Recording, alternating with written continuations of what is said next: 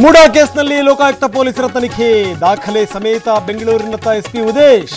ಅಕ್ಷಯ ಪಾತ್ರೆ ಕಾರ್ಯಕ್ರಮಕ್ಕೆ ಸಿಎಂ ಗೈರು. ಸಿಎಂ ನಿವಾಸಕ್ಕೆ ಗೃಹ ಸಚಿವರ ಭೇಟಿ, ಪರಮೇಶ್ವರ್ ಜೊತೆ ಚರ್ಚೆ ಮಾಡಿದ ಡಿಸಿಎಂ. 136 ಶಾಸಕರು ಒಗ್ಗಟ್ಟಾಗಿದ್ದೀವಿ ಎಂದರು ಡಿಕೆ. ಚುನಾವಣಾ ಬಾಂಡ್ ಮುಖಾಂತರ ವಸೂಲಿ ವಿಚಾರ, ಎಫ್ಐಆರ್ ರದ್ದತಿಗೆ ನಳಿನ್ ಕುಮಾರ್ ಕಟೀಲ್ ಅರ್ಜಿ, ತುರ್ತು ವಿಚಾರಣೆಗೆ ಮನವಿ.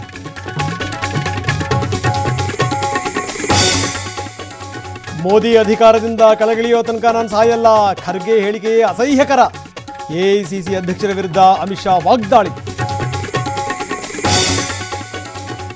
ಶಾಸಕ ಜನಾರ್ದನ ರೆಡ್ಡಿಗೆ ಬಿಗ್ ರಿಲೀಫ್, ಬಳ್ಳಾರಿ ಪ್ರವೇಶಕ್ಕೆ ವಿಧಿಸಿದ್ದ ನಿರ್ಬಂಧ ತೆರವು. 9 ವರ್ಷದ ಬಳಿಕ ಗಣಿ ಜಿಲ್ಲೆಗೆ ಗಾಲಿ.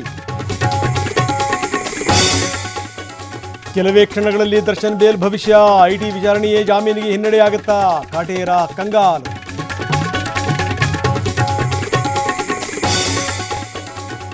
ಭಾರತಕ್ಕೆ ಬಂದು 10 ವರ್ಷ, ಬೆಂಗಳೂರಿನಲ್ಲಿ 1 ವರ್ಷದಿಂದ ವಾಸ, ಪಾಕ್ ಪ್ರಜೆ ಆನೆಕಲ್ನಲ್ಲಿ ಅರೆಸ್ಟ್.